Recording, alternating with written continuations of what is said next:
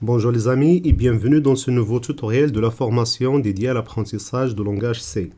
Aujourd'hui, on va voir les types de données au langage C. Mais avant de parler des types de données, sachez que dans n'importe quel programme informatique, vous aurez besoin de manipuler ce qu'on appelle des variables. Et ces variables doivent contenir bien sûr des données. Ces données peuvent être de différents types, des nombres, des chaînes de caractères, des booléens, des types complexes appelés aussi les types structurés qu'on verra par la suite et ainsi de suite.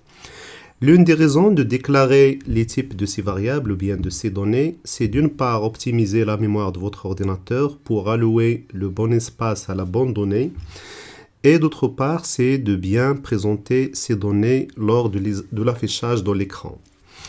Alors, je vous ai préparé cette carte mentale. J'ai utilisé le logiciel Xmind de Mind Mapping pour les intéressés et je vais vous expliquer tout ça en détail. Alors, c'est parti. Les données manipulées en langage C sont typées, c'est-à-dire que pour chaque donnée que l'on utilise, il faut préciser le type de donnée. Ce qui permet donc de connaître l'occupation mémoire comme j'ai expliqué, c'est-à-dire le nombre d'octets ou bien de bytes occupés par cette donnée. Voilà, ainsi que sa représentation. Donc, pour bien présenter la donnée, pour bien l'afficher, il faut connaître à l'avance son type. Alors, je vous ai préparé, comme j'ai dit, cette carte mentale. J'ai ici deux branches pour les types de données. Je vais me concentrer sur la branche rouge, appelée type de base, ou bien simple ou scalaire. Et sachez dès maintenant que les types structurés ou bien agrégés, ce sont des données donc créées ou bien structurées à partir des types de base. C'est pour ça que je veux donner une grande importance à la branche rouge.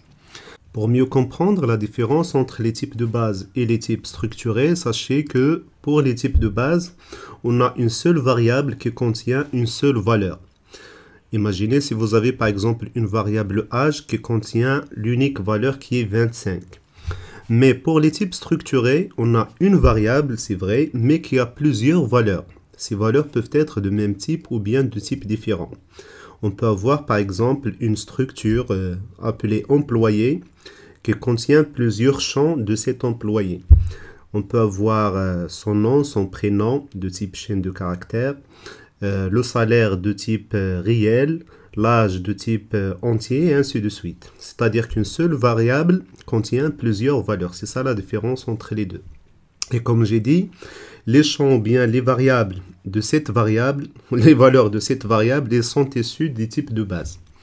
Voilà, ça c'est ce qui concerne la différence entre les deux.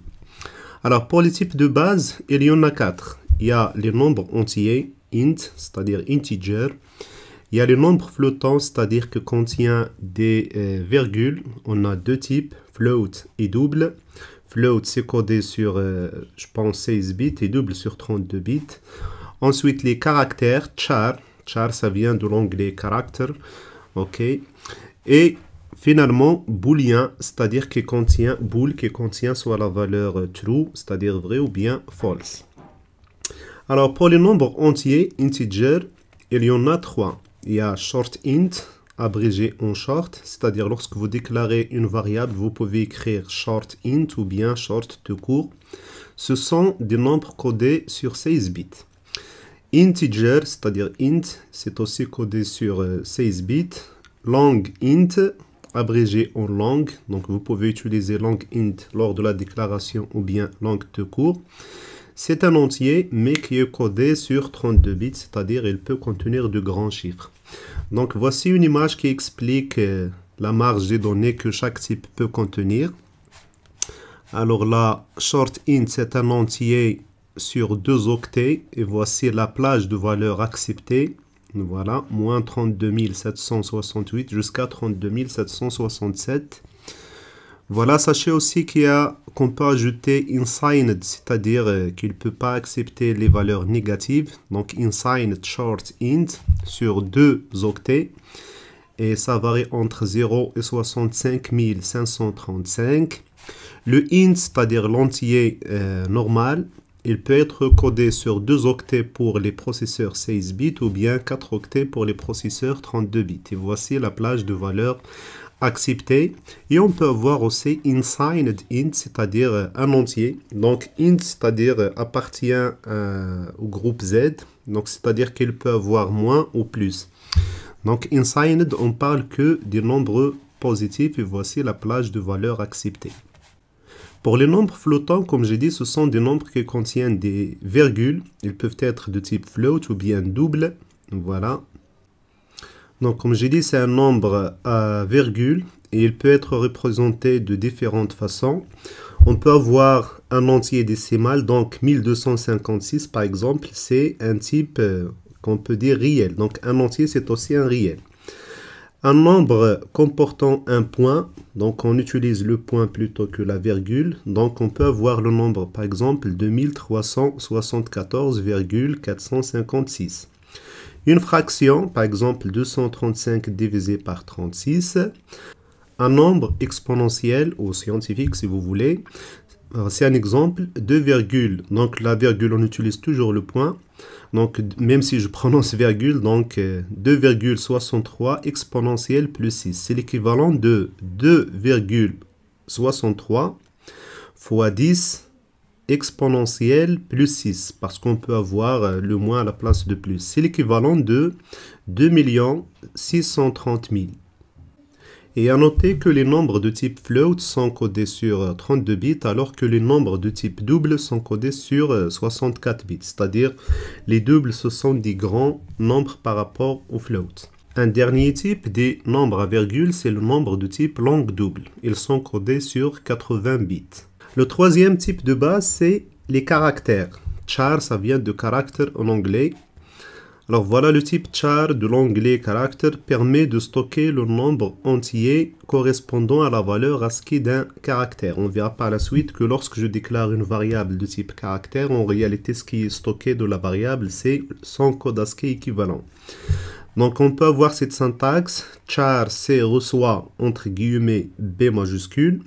Donc ces apostrophes disent au compilateur qu'il s'agit d'un caractère et donc il va prendre à la place de B le code ASCII correspondant.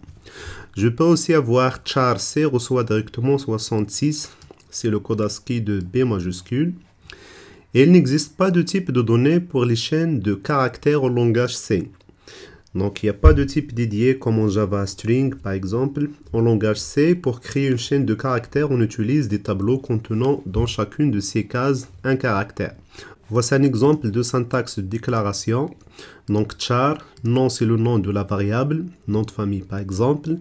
Et j'ai réservé 50 cases ou bien 50 caractères pour la variable nom. Le dernier type de base, c'est les types booléens. Donc, bool. OK? Une variable de type bool ou bien booléen ne peut prendre que l'une des deux valeurs true, c'est-à-dire vrai ou bien false en anglais. Ce type de données est introduit par la norme C99 et pour utiliser ce type, on fait appel à la bibliothèque setbool.h, standardbool.h. Et la syntaxe est la suivante. Par exemple, on peut déclarer une variable A de type booléen qui reçoit, donc c'est l'initialisation qui reçoit true. Et pour utiliser ce type de données, il faut inclure, donc include std pour standardbool.h. C'est la bibliothèque pour déclarer les variables de type booléen. Je retourne à cette image qui explique les marges ou bien les plages de valeurs acceptées pour les réels pour voir. Donc les flottants float, donc ils sont codés sur 4 octets et voici la plage de valeurs acceptées. Les doubles, ce sont appelés aussi des flottants doubles. La taille c'est 8 octets. Voilà. Et les longues doubles, ils sont codés sur 10 octets. Et voici la plage de valeurs acceptées. Pour les types structurés, ou bien appelés aussi agrégés, on va voir qu'il y a deux grandes sous-catégories. Il y a les types simples et il y a les types structurés. Pour les types simples, il y a les pointeurs et les énumérations. Et pour les types structurés, il y a les tableaux, les structures et les unions.